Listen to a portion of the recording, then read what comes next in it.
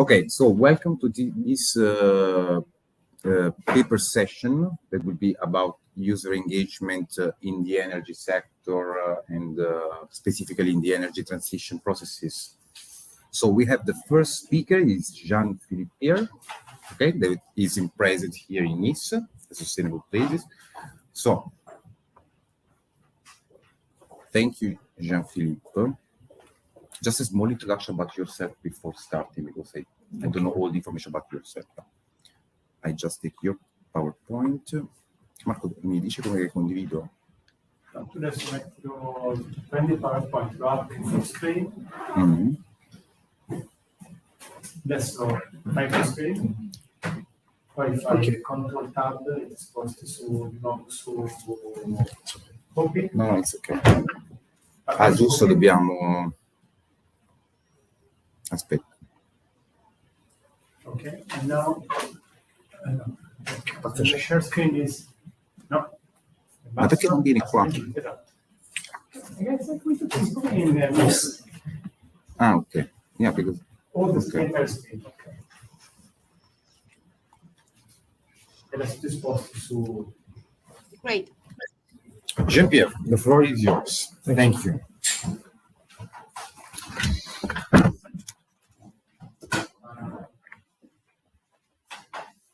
This is exactly what we should not do. Because they see also the next slide. So, No, perché non si... sì, lo vedo, sono diverse. Come Sara? Sì. Qual è che era il tasto per evitare quella storia che...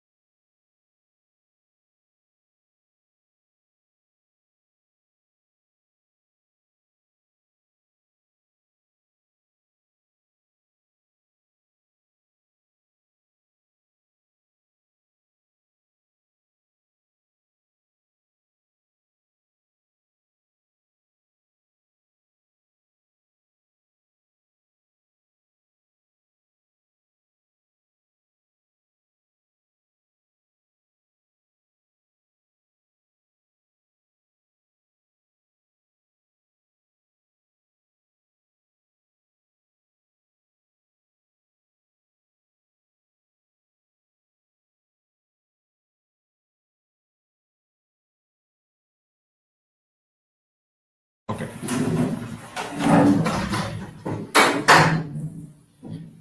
Hello, sorry for my poor English, but I am my presentation reading. The European InterConnect project started in 2019 and should help democratize efficient energy management. France, Germany, Belgium, Italy, Portugal, Greece, and Netherlands have mobilized nearly 53 academic and industrial partners to implement control solutions that will make it possible to reduce the electricity consumption of households as well as that of public and industrial players. This ambitious and innovative experiment has been deployed on 25 sites in Europe and involves more than 3,500 users from Greece to Netherlands and from Portugal to Germany. Connected solutions are enabling users to reduce their electricity consumption by nearly 15%. through intelligent control that takes into account both comfort and the specific climatic conditions of each user. While reducing energy consumption in the main aim of this project, changing behavior in no less important. Indeed, this experiment highlight the playful and educational aspect of applications for controlling electrical consumption. The aim of my presentation is to show you how, through a European project aimed at optimizing energy consumption habits, we are trying to have a positive influence on consumers so that they become real actors in an increasingly responsible energy consumption. My presentation will be divided into 3 points.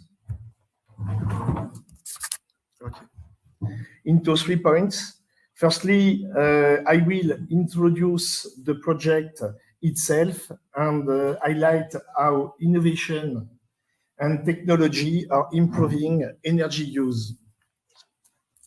Secondly, I will focus on our strategy to influence consumers before presenting our final goal, the energy community. The InterConnect project has been developed to democratize efficient energy management by providing smart tools for people. It has 3 objectives: to reduce energy consumption by 15 or 20%, to reduce the environmental impact of energy consumption, and by developing the use of green energy. It is a European project involving 7 countries: Netherlands, Germany, Belgium, Portugal, Italy, Greece, and France.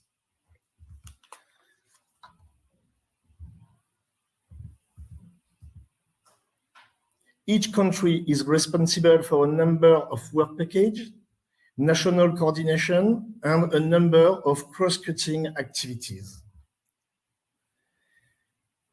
The 53 project partners are thus creating connected tools to improve the energy performance of homes and buildings. Here are some examples of what the French pilot is offering to individuals. Firstly, the latest generation of connected household appliances, more economical and remotely controlled. A hot water tank control system to optimize heating periods. Electric radiators controllers to optimize comfort while reducing consumption.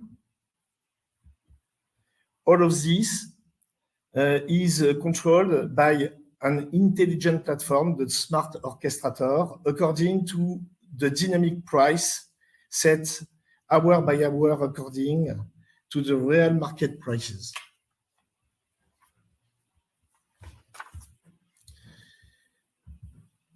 To transform our consumers into consumers actors, we have and still have 3 challenges to face. The first is recruitment. Our experiment involves more than 3,000 households, 30 public buildings, 30 business, and 30 or so recharging points for electric vehicles.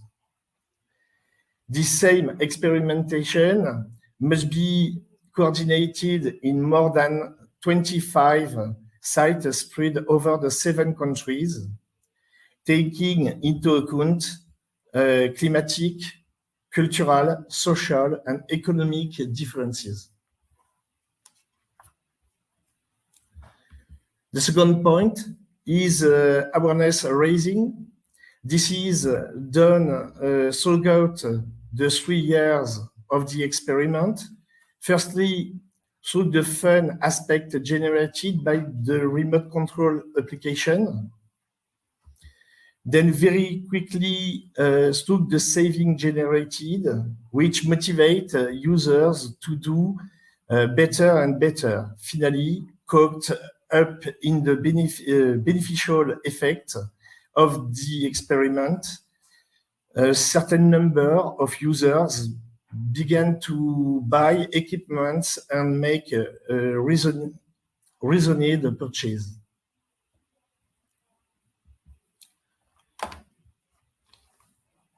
The action in this win-win system, our experimenters, consumers, become true experts in better consumption. Our consumers are then ready for the stage of setting up energy communities. These communities are initially the initiative of a few people, often motivated by a municipality or a co-ownership group.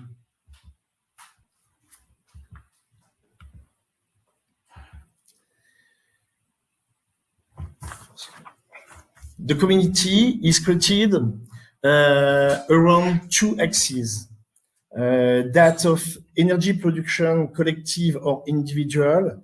In this case, the producers decide to supply their surplus production to the community. The smart orchestrator registers the production of each individual and redirects it in priority to the members of the community.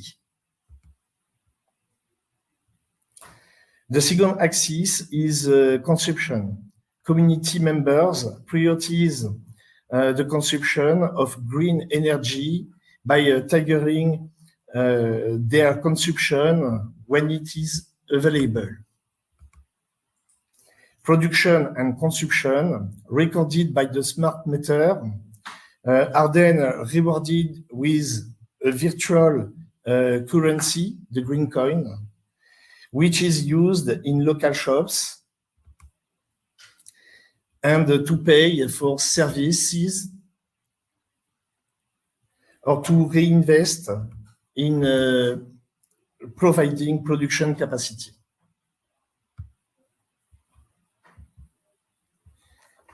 I thank you for your attention, and I'm at your disposal to exchange orally or by mail at this mail.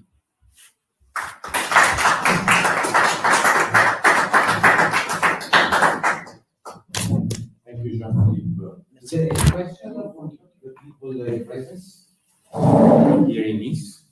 I need to get closer to the mic, I guess. Sì.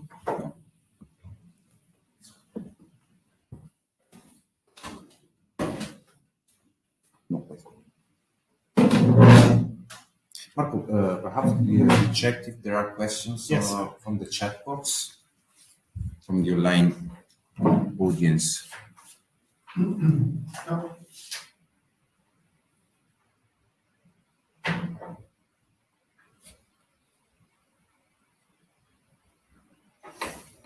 Okay, let's just continue with the second presentation, second paper from it is online. João Cravinho from EDP. Hi, João, can you hear us?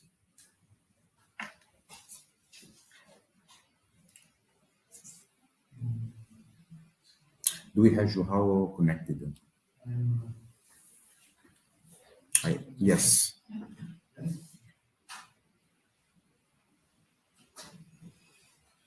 It's connected, but I don't see him to. Yes. João, good morning. I stopped the sharing of my screen, so you are now allowed to share your screen and your presentation.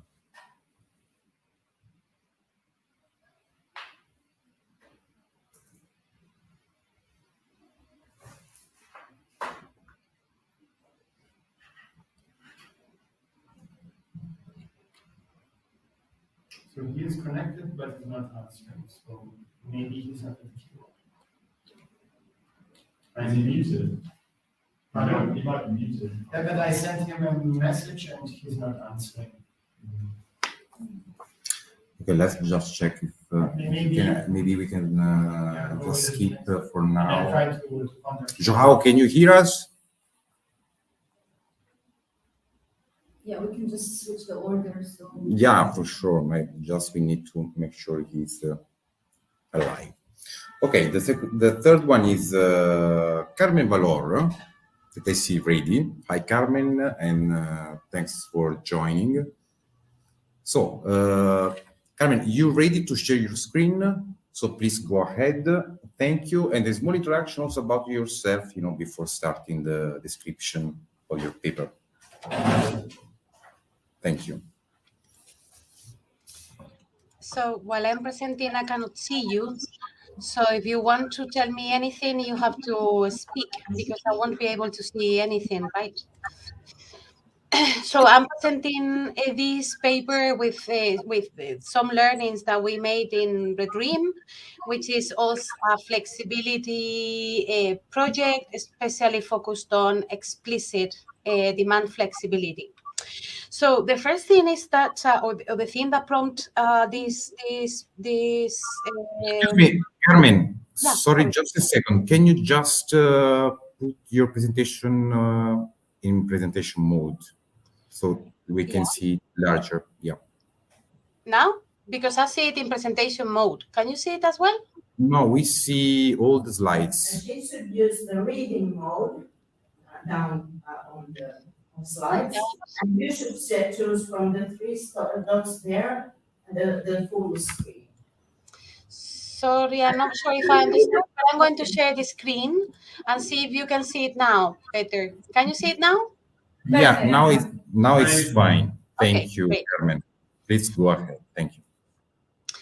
So the thing that prompts this conference paper is that whereas we've been talking about consumer engagement in the energy transition in Europe for years now, most of the time we talk about engagement when households or consumers are already in the project, in the experimentations. However, we think that there's a crucial phase that is the recruitment stage that is overlooked. And actually, if you run a search in Google Scholar about recruitment, there are no papers on that. And this is surprising, given that it's a difficulty that we all experience. And in the previous presentation, I cannot imagine what must be to recruit that many consumers in so many sites. And also because recruitment conditions the validity of the experiment. So if we have a problem of self-selection, we cannot ensure that we can generalize the results. So the engagement starts at recruitment, and recruitment has lots of consequences for engagement later on, but we are overlooking this aspect. And we think this is especially important in the case of demand flexibility. So it's especially difficult to recruit people to flexibility experiments because it's difficult to understand the benefits, mostly because regulation in most countries do not allow to pay for this flexibility, and also because we lack the data. That's why we are doing the experiments, because we want to gather the data to know the benefits that can be obtained from that. Also, providing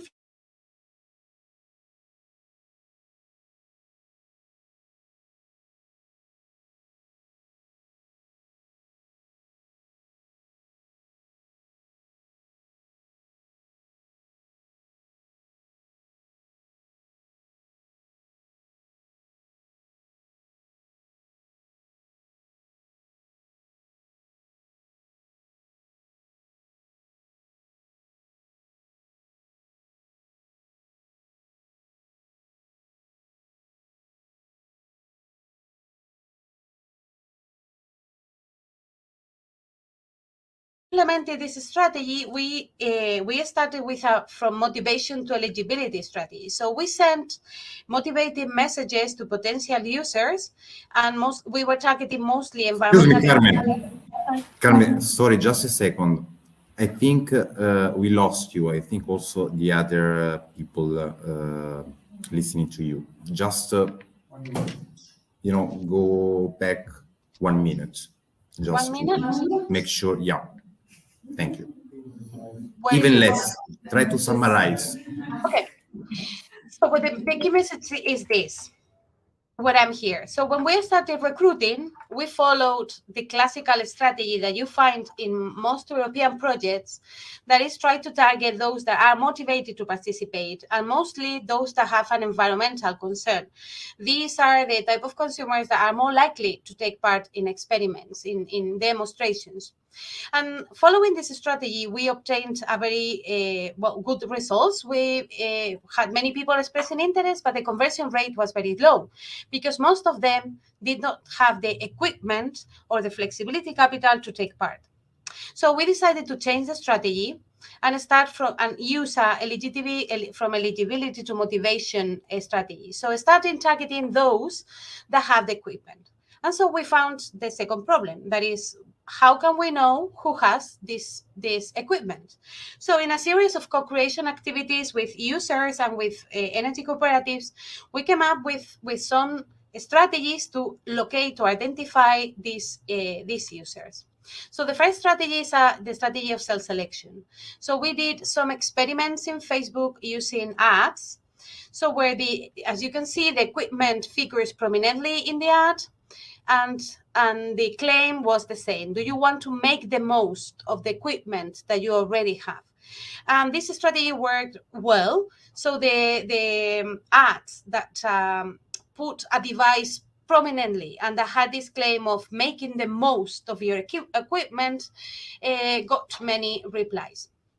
Or with the other route that we propose is to direct attention. And we identify 5 strategies to identify these people with equipment. The first thing is the business first. It's easier to identify in commercial consumers and industrial consumers those that may have the valid equipment. So for instance, gyms or sports centers, because they have electric heating for the pools rather than gas. And well, you can read in the table, so I won't expand on that. But it's easier to locate some industries where it's more likely that they have some electrical running equipment that can be flexibilized. The second strategy is from bar shooting to sniper. So once you have, so it's easy to find or easier to find consumers to recruit by locating buildings that have, for instance, heat pumps or geothermal heat pumps, because usually in these buildings everybody has this type of energy. So if you locate the condominium, you can target all the households in the condominium. Or you can find for the swimming pools, for instance, this is another equipment that can be flexibilized. So you can try to find condominiums with swimming pool in the location, which is easy in Southern Europe. And the same thing with electric vehicles or charging posts. So there you may walk around trying to locate these equipment that will facilitate targeting the users. Another alternative is to use Google Earth or even Airbnb.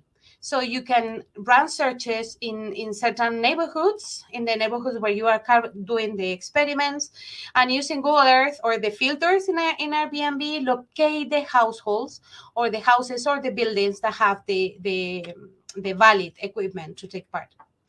The fourth strategy is a member get member. So once you get someone, ask them to talk to other people that have similar equipment. We found in research that people usually, before buying a heat pump or a solar panel or PVs or whatever, they talk to people that also have this. So they have people in their network that have the same equipment.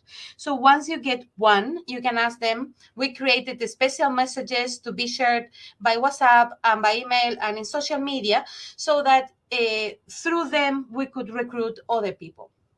And finally, the final strategy is to use installers and use stores selling appliances as ambassadors to the project. So we created flyers with information from the project, and we asked installers, and we also provided incentives to installers to become ambassadors. So once they go to our households and install a solar panel, they tell them about the project, and they say, well, you can make most of your investment, and you can gain extra money by participating in this project where you will do this and that. So this was also another strategy to recruit these participants.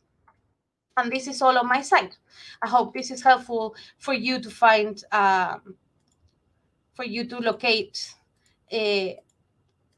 valid users in your demos. Did you hear me? Hi?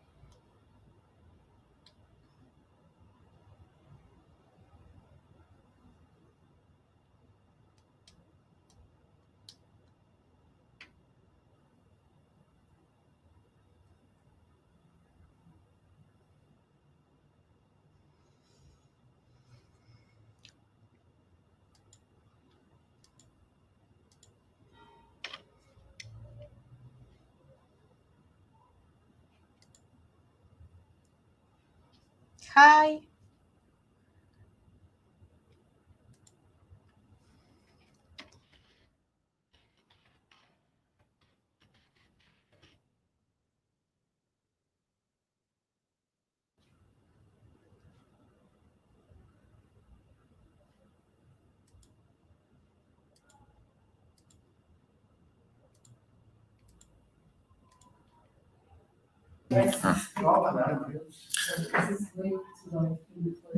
Can you hear us? Yes, I can hear you now. But okay, so I think that you didn't hear the comment from Comet and from Fausto. From Comet. No, now it is something nice yeah, it must be you who heard that. Okay. Hello, Carmen. Hi, Carmen. Thanks very much for the presentation, and I'm Fausto from React, from Comet. So I thank you for the tips. It was some of them I didn't even thought about them. So thank you. Thanks to you. But did you hear it? Yes. Okay. Okay. Any other comment from the people connected online?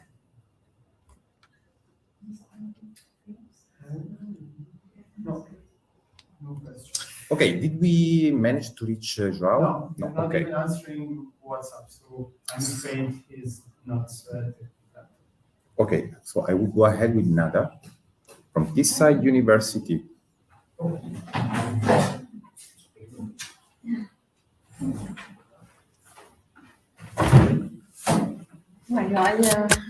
How do I remove the screen and everything? Yeah, it's the same. I don't.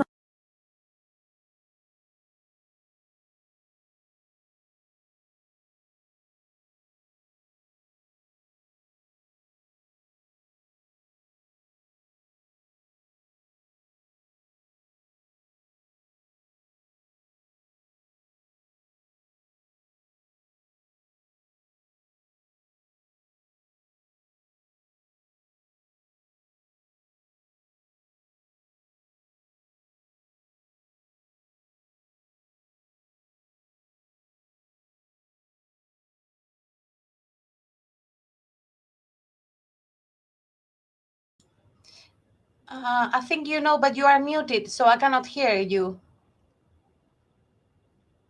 Yeah, we are muted on purpose for technical issues.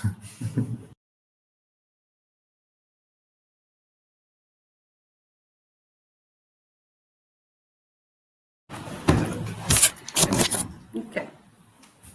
So can everyone hear me online? Yes. Okay. Fantastic. Thank you. So thank you for coming both online and here in person in Nice. For those of you who don't know me, I am Dana Ghanem. I'm a research fellow at Teesside University, working on the REACT project. And today I'm presenting with my colleague, Professor Tracey Crosbie, who is with us but online, our results from a user survey that we conducted as part of the REACT project. Our title is Informing an Equitable Transition to Clean Energy, and because our paper focuses on the justice aspects of the energy transition. Mario, I can't seem to be able to move my screen. This.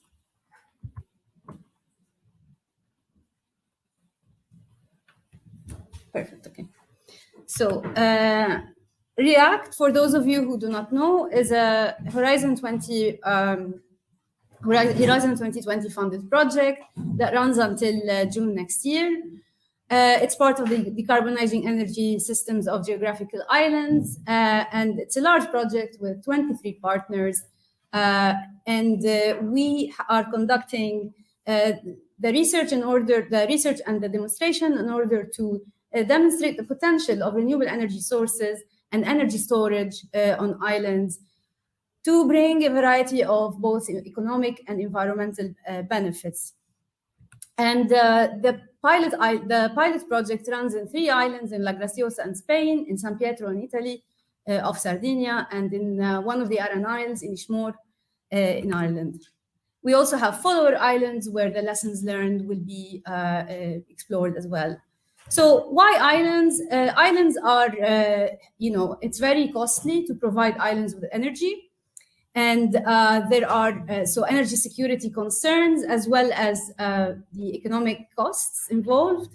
The population of islands is very, undergoes a lot of fluctuations. So we have a challenge in terms of the high variability of energy load profiles. And finally, islands are a great opportunity because they are, considered experimental test beds, adopters of innovative technologies, and particularly with smart grid solutions, given the problems indicated earlier. So our role in the REACT, myself and Professor Crosbie, is to explore the user side of things. So the question is that the issues of smart grids and demand response is not merely an engineering problem.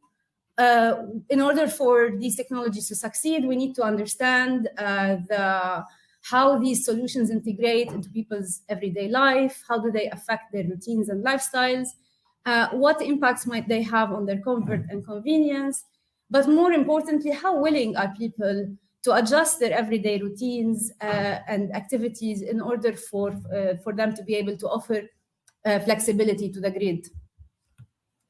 So we want to, we focused our research on several aspects concerning users. Firstly, the familiarity of the people with the concept of smart grid and DR technologies. We know from the literature that this is very important, that if people are familiar with it, they are likely to respond to invitations to take part, such as what Carmen has presented earlier. We also know that for them to have the correct perceptions about the technology is also possible to ensure long-term success with adoption and uptake. But we also know that people who have experimented with DR as part of various demonstration projects, we have had some problems in terms of, for example, the requests for DR disrupt household routines. The projects where they have implemented, for example, direct load control on heat pumps have found that people often lack choice or autonomy over the decision making in terms of their comfort. And there are, as well as other contextual factors related to how we understand the role of DR in the various contexts and how it affects different people. So in order to to fully explore the aspects of how people are affected by it, we have adopted the energy justice approach. So energy justice, brings together the idea that all individuals across all areas, should have safe and affordable and sustainable energy. And it's built around 3 tenets. Procedural justice, which ensures that people are treated fairly and no one is being marginalized in the transition to a sustainable energy future. That second tenet is distributive justice, which ensures that people are that the benefits of energy transition are equally distributed or equitably distributed. And the third tenet is restorative justice, where the previous harms that have been done onto people due to the energy system are corrected in a sense. So what are unequitable outcomes or potential unequitable outcomes when it comes to the smart grid and the demand response?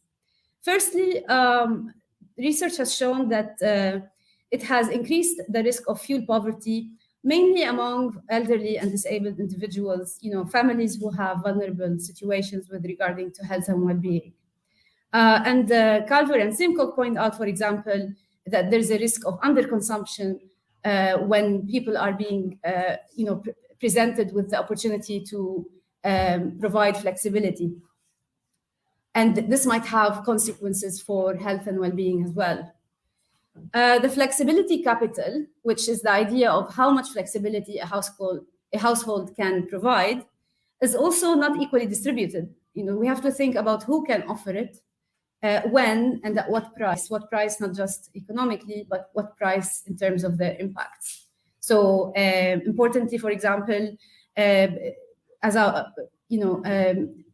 families with young children might not be able to offer flexibility.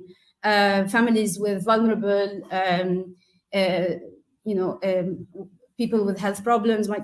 So, the idea that flexibility is equally distributed is obviously a fallacy, and it's important to think about how this capital is spread. Another aspect of demand response and smart grids in terms of the process of it is that user engagement is quite limited when it comes to the deployment, for example, of smart meters. And the connectivity in poorer areas, digital connectivity is poor. So these areas tend to also be marginalized when we come to think about digitizing the infrastructure. Particularly, for example, in the UK, poorer households tend to have prepaid meters, which kind of doubles up the cost and the injustice when it comes to electricity services. And finally, there are barriers and intersections. So these kind of injustices intersect. So households that are vulnerable, that are poorer, also show risk-averse behavior. So they are afraid to engage with new technologies, even if actually a particular technology might actually help them. And this has been found to be, especially amongst those who are, suffer disability or are vulnerable. So there are, these intersect with other issues pertaining to gender and age as well.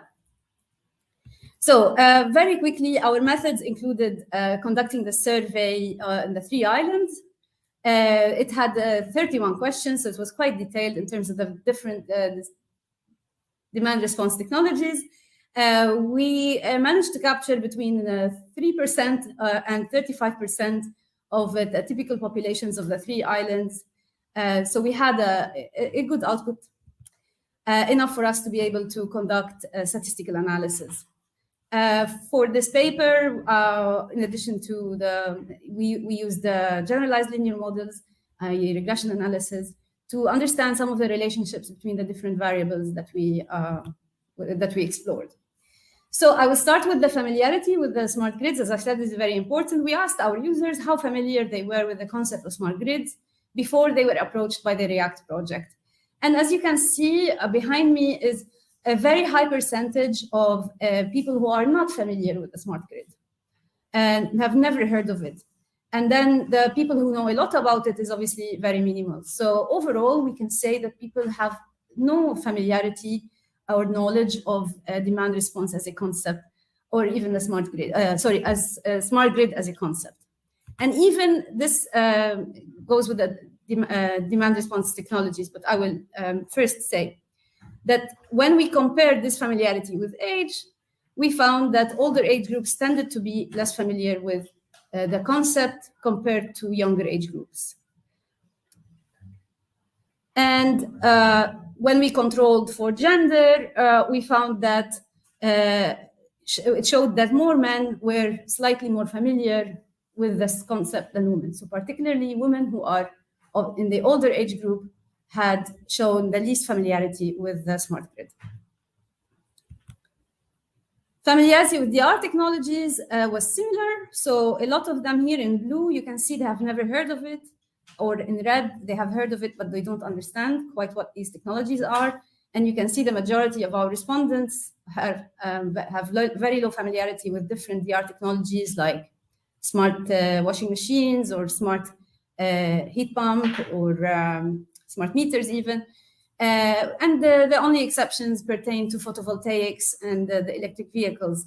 So when we compare these results to age, we also found that older age groups were less likely to know about DR technologies. Similarly, acceptance of DR technologies in red is in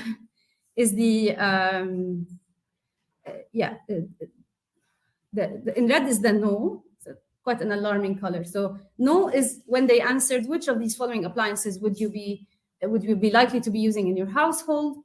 And as you can see, also with the exception of the photovoltaic, most people are quite reluctant to accept and have in their homes DR technologies. And comparing that with demographics, there was a relationship between people who have higher education were more likely to accept DR technologies compared with lower levels of educational attainment, showing that people who are less educated are more likely to be reticent to adoption. So coming to the potential to modify the time of appliance use, we asked how long are you willing to postpone the start of the following appliances, and we asked about different appliances from washing machine, tumble dryer to iron, air conditioning, heating, and EV charging. And interestingly, the majority of the people who answered this question answered, I don't know, reflecting the lack of familiarity with the concept of DR and the concept of postponing these technologies, even though the people who conducted the questionnaire explained some of those issues. And this is very alarming, although we have comparatively higher levels of saying any amount of time. This has to be taken into context of like, really the majority said, I don't know. And a considerable number said 0 hours. So they understood, but they were not willing to be flexible.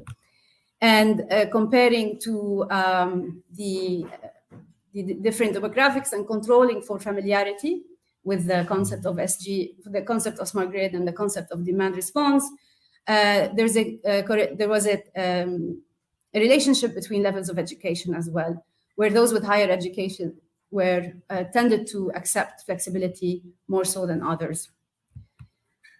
And in relation to thermal comfort, we asked people how willing they are to turn off or adjust the temperatures across the three island populations that answered the survey. As this shows, for example, a lot of people were strongly willing and willing to turn off or adjust the temperature. So there is a there is a willingness for behavioral change. And this correlated strongly with cost and the felt impact on their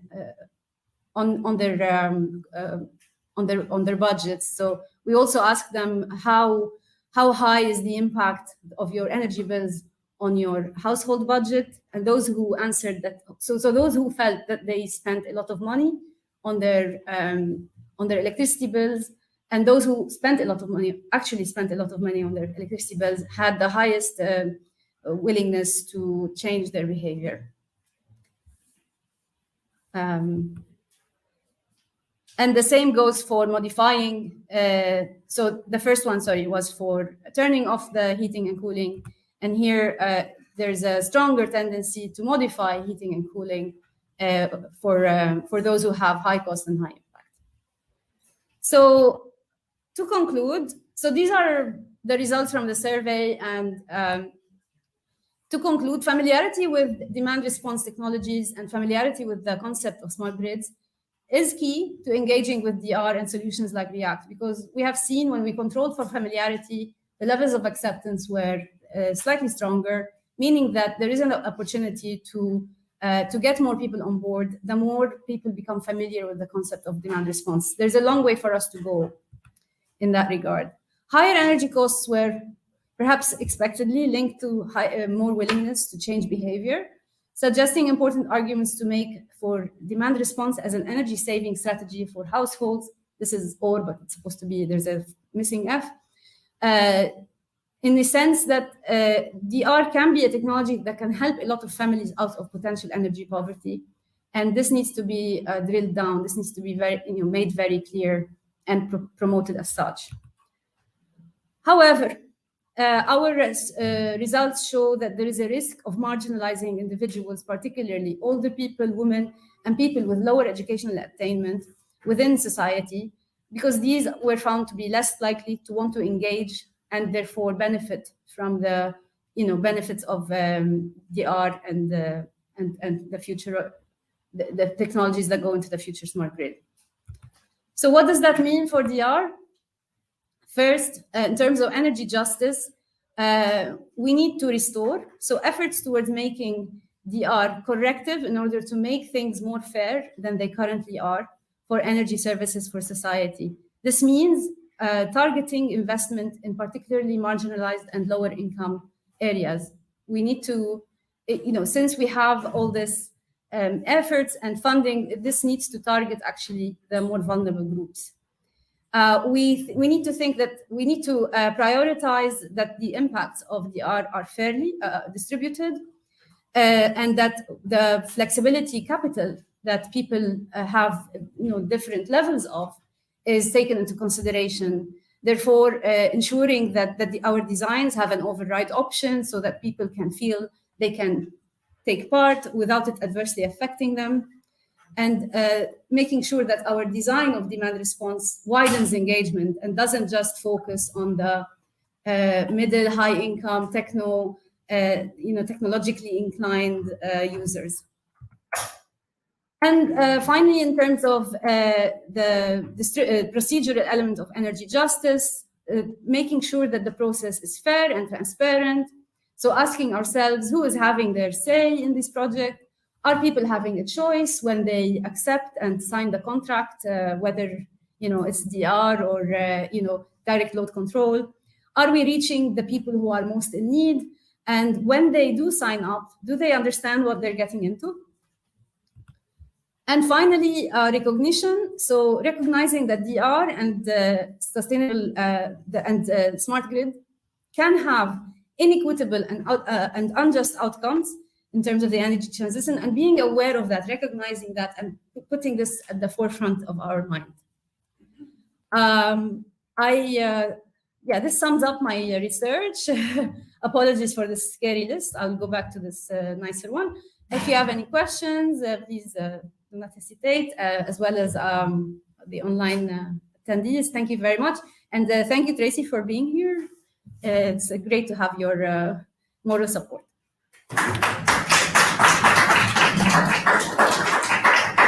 Tracey is with us online. Tracey is connected. Tracey is hopefully connected.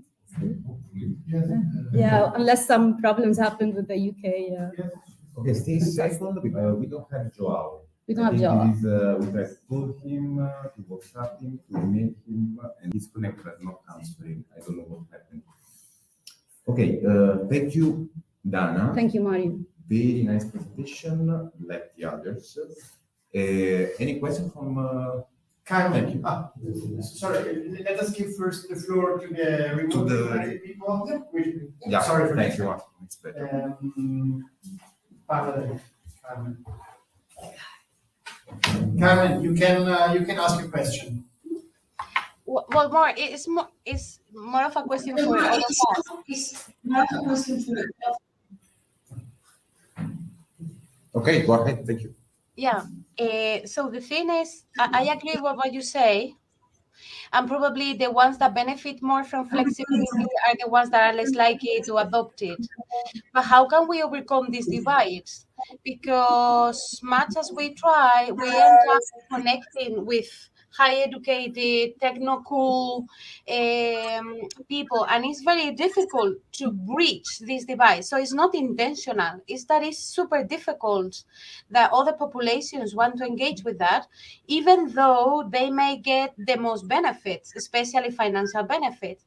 So what are you doing to convince older population, less educated population? So what are you doing in your projects? We are facing the same challenges. Yeah, I hear you completely.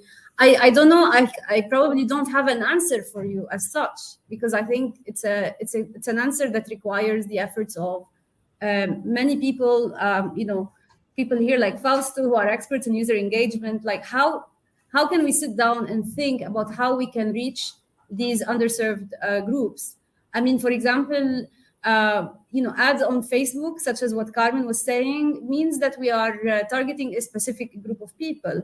When we want them to be eligible, which is a sticking point for demand response, that obviously households that are more eligible tend to be higher income. People who are willing to engage in the complexity of the concept of DR. I mean, yes, it's the reality, but I guess showing the results today is to remind us that we are not really reaching with the approaches that we are using, and that are probably the only ones that we have now at hand. It is a challenge. I know, for example, that there are initiatives that have, for example, in the UK, installed heat pumps that were connected to a direct load control system, and that was based on housing associations, so typically families that are lower income. And from my experience, this was a research project led by my PhD student in my former university. It actually lacked, for example, the opportunity to educate them. They missed this opportunity to actually engage with them properly with the concept of the direct load control. Many people didn't even know that their heat pumps were being controlled. So even when we are reaching poorer groups, we are missing out on the opportunity to engage fully. So yeah, this is more the comment really. I think Tracey would like to Respond. To share her. Yeah. Yes. So Tracey, you can unmute yourself.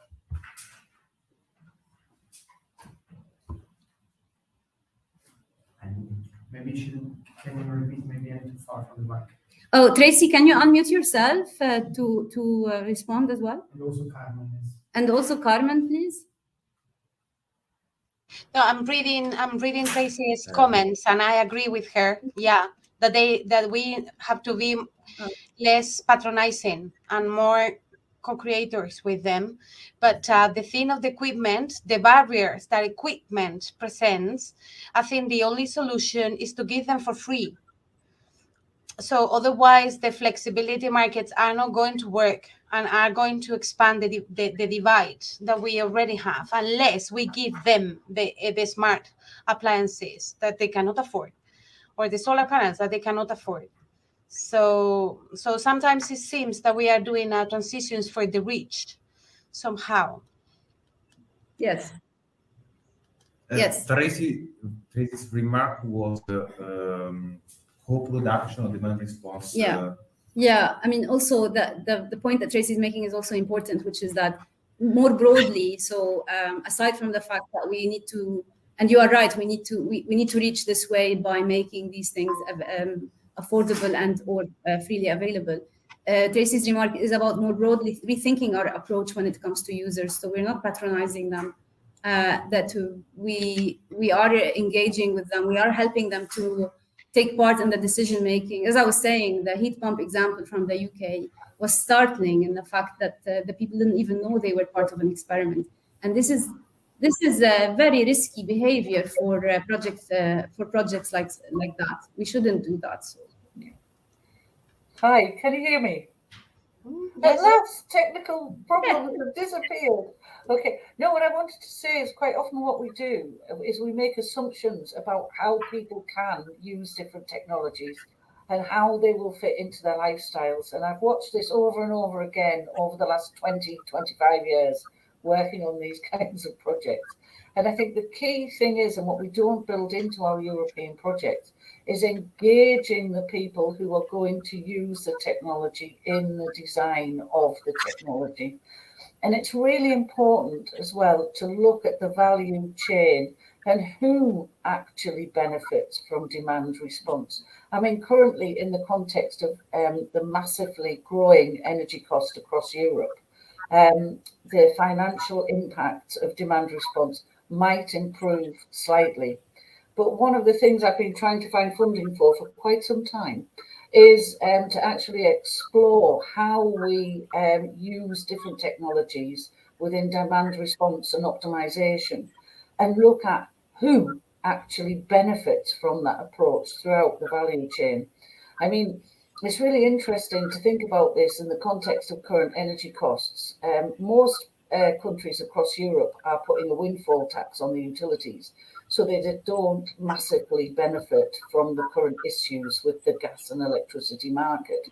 Whereas in the UK, we're not. We're just going to borrow money to give them some more. Thank you very much. And I think what we forget is the political context within which our technologies work. And because a lot of us have sort of styles of engineering backgrounds, I do both, have engineering backgrounds, we tend to forget that they're not objective. So we're making all of these huge assumptions about people needing an education in order to stop being the naughty consumer and do as they're told and understand that these technologies are good for them, and so on and so forth. And that is the wrong approach. We've been doing it for 30 years. I've been trying to encourage people to be more energy efficient and rational about the way that they consume energy. What 30 years actually, I'll be honest, I'm getting old. And it's not happening, and it's not because people are stupid, okay? It is because in lots of cases they don't actually benefit from the use of these technologies, and we're asking them to build them into their lives in a way which is totally inappropriate and a way which is not of great benefit to them. So at the beginning of our projects, what we need to do is to sit down and talk to the people who are going to use these technologies and borrow some of the ideas from sort of health initiatives and really co-produce the technologies that we're developing and how they will integrate with people's daily working lives and business lives. And then we might have more of a chance of people actually taking them on board.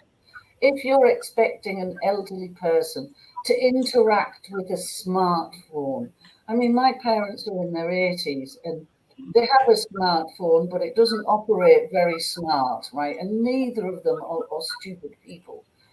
And so what we need to do is to understand how people use things in their daily lives and whether or not it is feasible.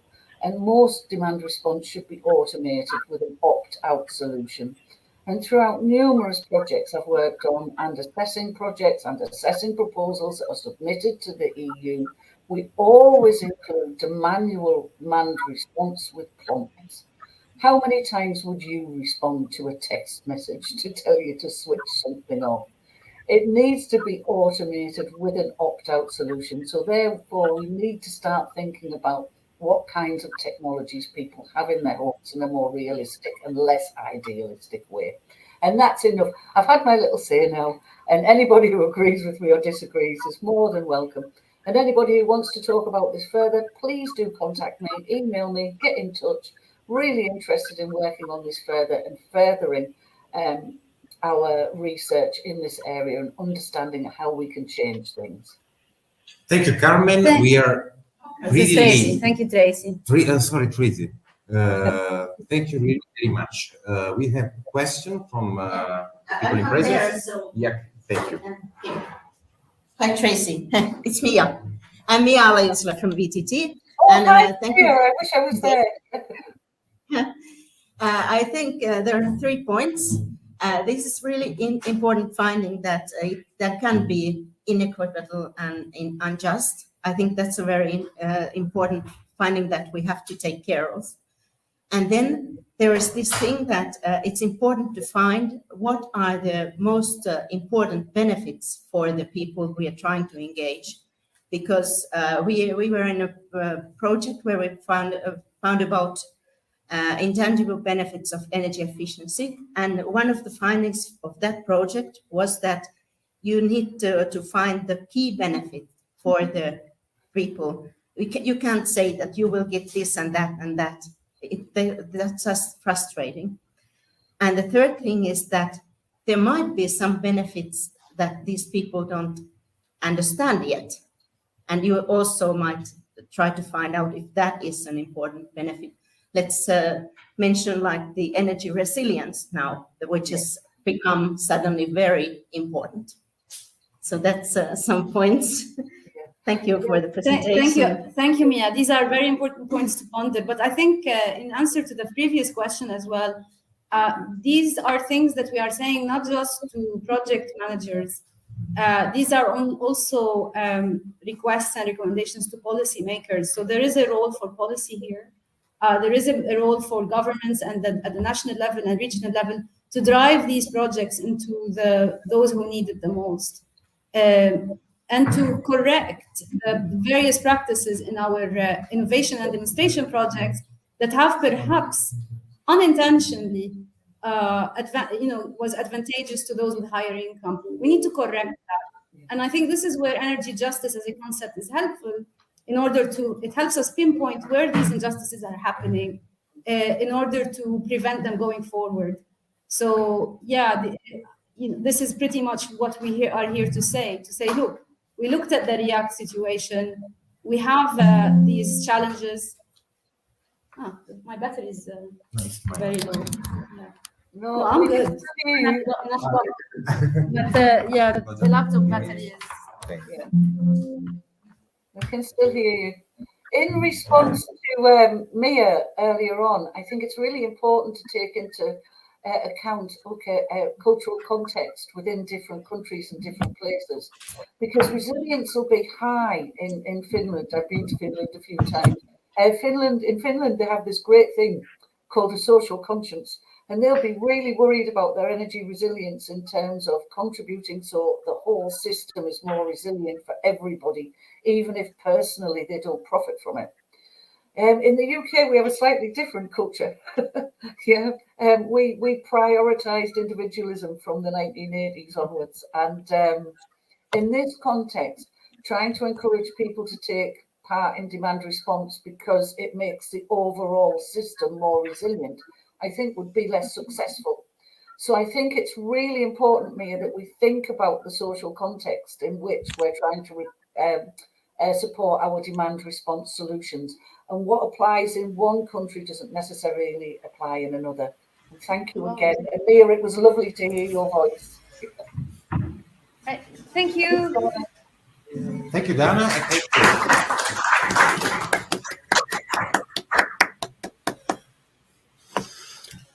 Hello to all. So can I share my screen? Tracy, can you just mute yourself? Thank you. Yes. Thank you very much. Yeah. Welcome, João Cravinho. Finally, we managed to get you. Okay, so the floor is yours. Please, short introduction about yourself, who you are, come from, and go ahead with your presentation by sharing your screen. Okay, thank you so much. My name is João Cravinho. I'm from EDPNU. I'm here. By the way, can you see already the screen? Is it showing? Yes, I think so. Yes. Yeah, thank you. And sorry for the delay as well. My name is João Cravinho. I'm representing here EDPNU and specifically the H2020 project Smart2B. And I'm presenting our work developed, which is a user interface tool to upgrade the social experience and the energy literacy. So moving to the agenda really quick for the presentation today. In the first section, we'll talk a bit about the core concepts of gamification, what it is, and its contextualization on the energy sector, respectively, the first and second points. The third one, I will present the core concept of the gamification module developed under the scope of this project, and followed by some final remarks and next steps. So from games to gamification, the games are currently one of the most widespread strategies that humans resource to either communicate or have fun, interact, etc.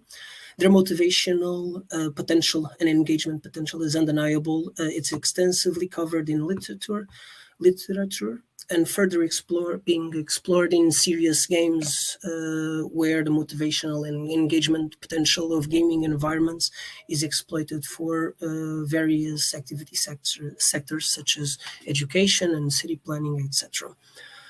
And as a way to bring this motivational and engagement potential to real-life activities or environments, gamification has surfaced. So what is gamification? Gamification is the use of elements, game elements or mechanisms, principles, designs, specifically related to game environments, and bring them to the non-game environments, such as real life, for example, in order to boost the activity's effectiveness and engagement. Gamification has been explored and implemented in several different areas of activity, ranging from medicine to education, business, and even in the energy sector. Currently is being proposed as one of the strategies to make the energy transition fun and intrinsically motivating to end users. Its implementation focuses on the application of game design elements to foster some energy savings, energy efficient behavior, or promote energy efficient behavior change, and most importantly, boost end users' engagement, bridging information gaps, provide a continuous and improved learning experience. Studies show that in residential contexts, gamification can enable or unlock energy savings, which range from 3% to 10%. It's also important to highlight that the lack of empirical evidence and know-how on what are the most effective gamification strategies or game design elements in the context of the energy sector, obviously, mainly due to the lack of commercially available products and the scarcity of systematic studies. So, hence the Smart2B's proposal. Technical difficulty here. In the Smart2B project, the user interface, which bridges the communication between the platform where services and users can see and keep track of their energy consumption and monitoring, will contain this user interface, will contain a gamification module whose objective is to promote energy literacy and behavior change in energy consumption patterns, while also obviously maximizing the user engagement with the platform itself. Through a user-centered approach and an iterative prototyping and development strategy, these different game design elements highlighted here in the schematic representation below are tailored to the specific Smart2B end users and bundled together, creating an additional engagement platform to further motivate end users to achieve some real-life energy savings. In the next slides, I will be detailing the specific game design elements considered and highlighted here, alongside with some prototypes as well. So to begin, when users join or upon entering or accessing the gamification module located in the user interface and at the distance of a button, users will be faced with this introductory page, or as we call it, the hero page, where the common rules of play, the goals and the benefits of participating in these mechanisms and gamified activities. And upon clicking here in the participate button, users will be forwarded to the gamification module homepage, like it's shown or exemplified here. In the backend, obviously, because this development comprises both the front end and the backend developments. In the backend, the data model will ensure that all the data, variables, information that need to be transferred among the game design elements are properly stored and accessible. So, for example, one of the variables and information that need to be transferred is the points in the XP points.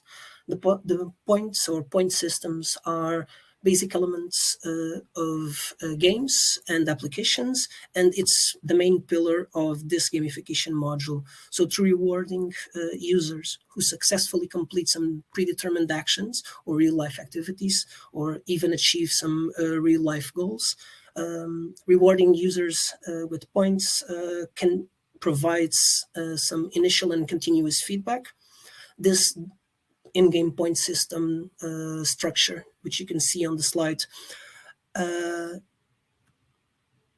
enables the creation of a progressive and incremental game-like narrative. By accumulating points, users will progress through the stages, ranging from beginner to advanced, and through the levels, each stage with 10 intermediate levels of experience points.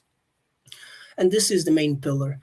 But what are the activities? As I mentioned, called it, the activities are first, there are mechanisms through which the users accumulate XP points, but these activities, or the way we call it is challenges, can be of different natures, either mission, information requests, or instructional/educational activities. These will revolve around the user's energy consumption patterns and energies and sustainability knowledge, providing a platform where users can progress and achieve, and the achievements can be measured while guiding the users through their consumption patterns, and also its optimization. And this is related, obviously, with the Smart2B services, which I will not cover because it's a whole different thing on itself. So let's go through the main challenges. Missions first. Missions concern specifically one different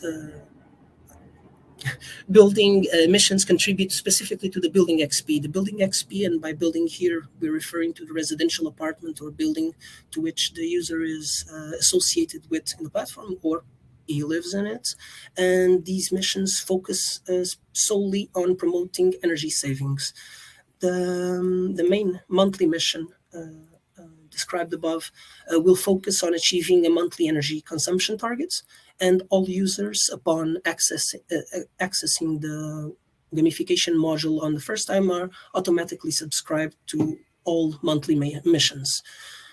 The weekly mission, which will run on a shorter time scale, weekly, will further promote energy savings by setting additional energy consumption targets. For example, setting or establishing a benchmark between users.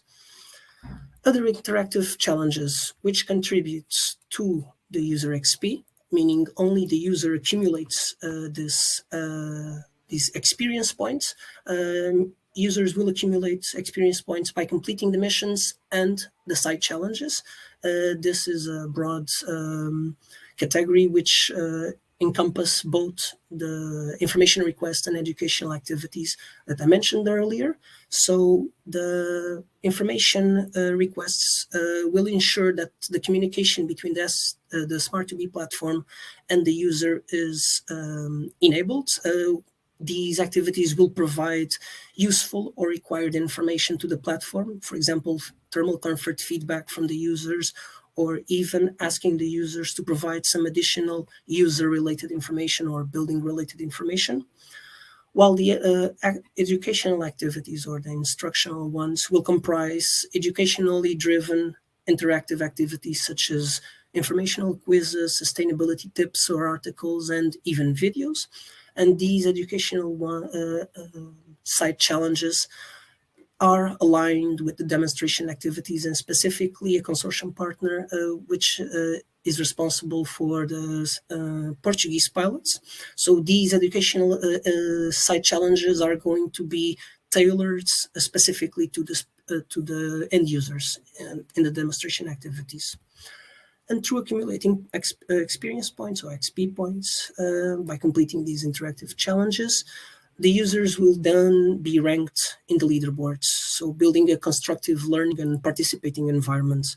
So firstly, users will be ranked according to their building XP, meaning that the building 2 layers of competition will be unlocked. The building competition and the user competition, we'll go to that in a minute, but the building competition will highlight the shared goals between all occupants of the same building or residency, translating into an in-game and real-life consequences, either it's XP or energy savings, respectively.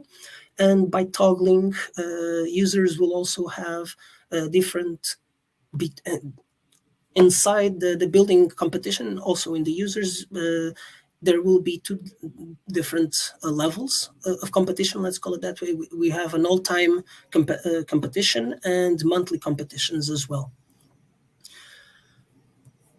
And to the users, it's the same pretty much. There are two levels of competition, basically solely on XP points, meaning the user progress will be measured in regarding to the XP accumulated either since an all-time base, since the user joined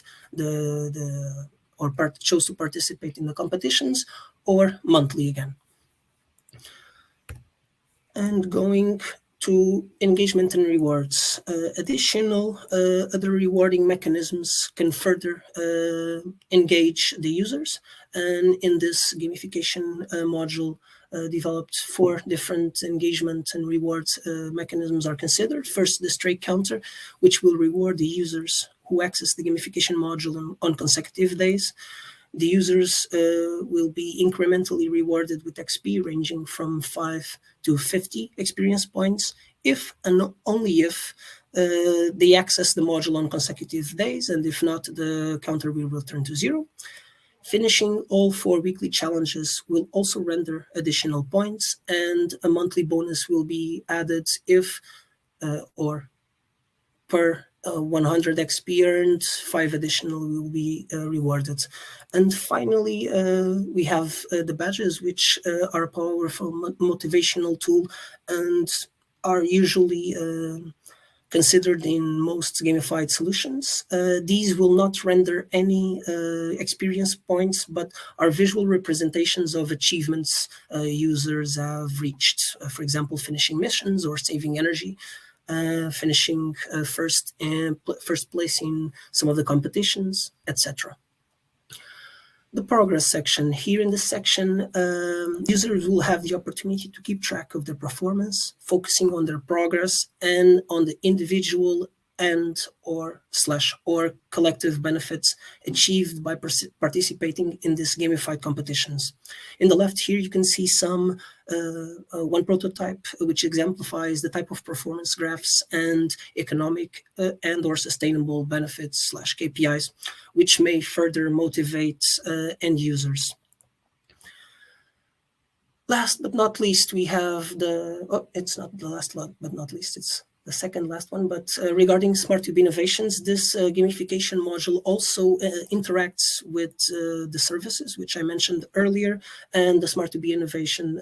There are, in the Smart to Be platform environment, there are different services, and one of them is the Smart Performance Assessment and Advisor. This service will be responsible to iteratively assess the smart readiness indicator level of each building and suggest to the users different improvement actions, displaying the economic and environmental impacts for the building users. When the users successfully complete these actions, they will be rewarded with experience points as well, and this closes the loop. Another iterative evaluation of the SRI level will be conducted, and then this is the loop is continued. And lastly, but not least, design and implementation concerns the iterative and user-centered approach mentioned earlier for the module development. The purpose is to test the platform continuously and iteratively with selected users, which enables an opportunity to incorporate the feedback regarding the platform itself or the overall feel and navigation, meaning the user experience, which ensures the tailoring of this user interface tool to the experience of end users. And this is just to exemplify that different improvements have been conducted in an iterative fashion. And to summarize, as a next, and to highlight the next steps as well, the gamification module and all of its game design elements will be tailored specifically to the demonstration actions, further developing a platform for user engagement and energy literacy. And the next steps are as follow: the platform development, either front end and back end, and the user testing sessions will continue. And by November of this present year, the platform will be deployed alongside with a deliverable describing the module developments and implementation. And that's it. Thank you for your time. I don't know if there's any questions or... I have a question, João. Do you convert, or did you think to convert the points into actual material themes? This discussion is undergoing yet. We are trying to actually set some external incentives to further engage and motivate users, and we're trying to see if we can actually get some real life prizes, for example. But it's still uncertain at this point, so I cannot guarantee you, but we're thinking. Because one thing that we tried, but we failed, and I was asking, maybe you were more successful than us, was to engage local councils so that they would give like discounts to local theaters, or discounts, a free voucher for using public transportation, for instance. So like something to actually get a reward beyond the CO2 or beyond the symbolic gain. But yeah, we were not very successful. Yeah, on the Smart2B project, this specific project, we are not thinking that ahead, meaning since, and to contextualize the demonstration activities, the partners responsible for the pilots, they are not in a level of local authorities, but in other projects that we are managing, and specifically Positive. We are pursuing this channel of actually creating prizes in line with local authorities to promote some discounts on local commerce or public transportations as well, but not on Smart2B. So the prizes that we are considering here are probably more material, but it's still to be confirmed. So, thanks. I have a question. Hello, Tracey. Hi. Very interesting. The idea of gamification's been around for quite a while. We've all been trying to do it. I do remember that actually in a failed proposal some years ago, we had this idea that through the gamification, people could earn the points, like you suggest, but then they could put points towards their favourite community objective. So if the local authority had a choice of community things that they wanted to do, it could be play areas for children in parks, it could be implementing new public transport systems, etc., that they could sort of donate their points and pick their points to go towards one of these community benefits for the wider community. And I think that would work well in Finland. It would work well in some countries and not so well in other countries. But I think it's something to think about, because the actual financial benefits of doing this are really quite small.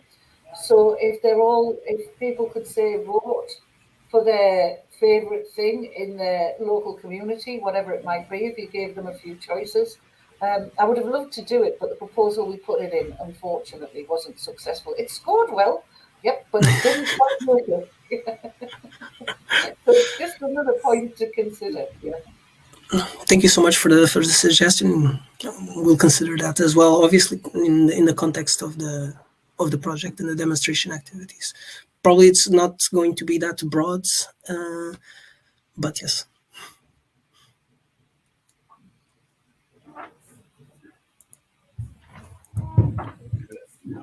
Any other questions from the people connected remotely?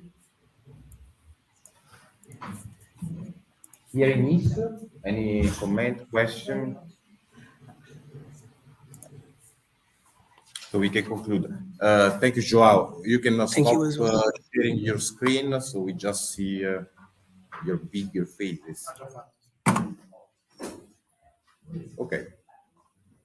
Okay, thank you very much. Thank you to the four speakers, Jean-Philippe, Dana, Carmen, and João. Thank you very much, and thank you for joining Sustainable Places to present your papers. Thank you very much. Thank you all as well. Bye-bye.